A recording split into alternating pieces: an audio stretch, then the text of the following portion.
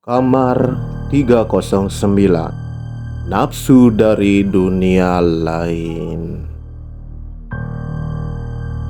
Kamu percaya bahwa hasrat bisa datang dari dunia yang tak terlihat, bahwa sentuhan yang bikin kamu menggigil bisa datang dari sesuatu yang tidak hidup.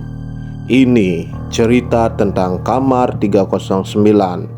Sekali kamu masuk, kamu mungkin gak akan bisa keluar sebagai dirimu yang dulu.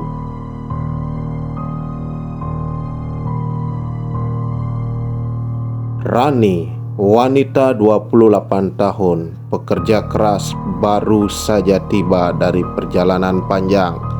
Hotel kecil di kota tua ini jadi tempat istirahat satu-satunya malam itu.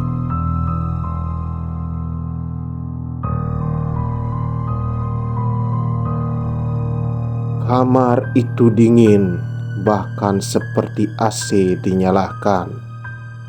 Tapi bukan dingin biasa, dingin yang terasa seperti dipeluk oleh sesuatu yang terlihat. Saat ia menyeka kaca, ia melihatnya. Seorang pria berdiri di belakang, wajahnya tampan, matanya kosong, tubuhnya tinggi dan pucat. Tapi ketika Rani menoleh, dia tak ada, hanya suara napas yang tertinggal di udara. Malam itu ia bermimpi disentuh di belai. Tubuhnya merespon seolah disentuh dengan kelembutan dan hasrat yang tak pernah ia rasakan dari pria manapun. Dan saat ia bangun, lehernya penuh bekas ciuman yang nyata di ranjang. Sehelai rambut pria tertinggal. Kamar 309 dulu pernah dihuni oleh sepasang kekasih. Pria itu bunuh diri setelah kekasihnya selingkuh dan pergi. Rohnya konon masih mencari pengganti dan hanya muncul pada wanita yang tertidur di ranjang itu sendirian.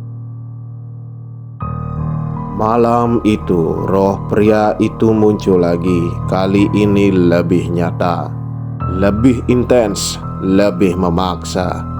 Tapi Rani tidak takut lagi. Dia menikmati semuanya.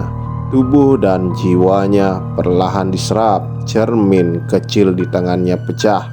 Dan sejak itu dia tidak pernah keluar dari kamar 309.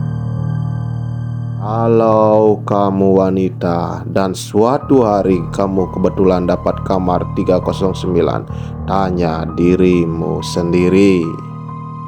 Jangan lupa like dan subscribe.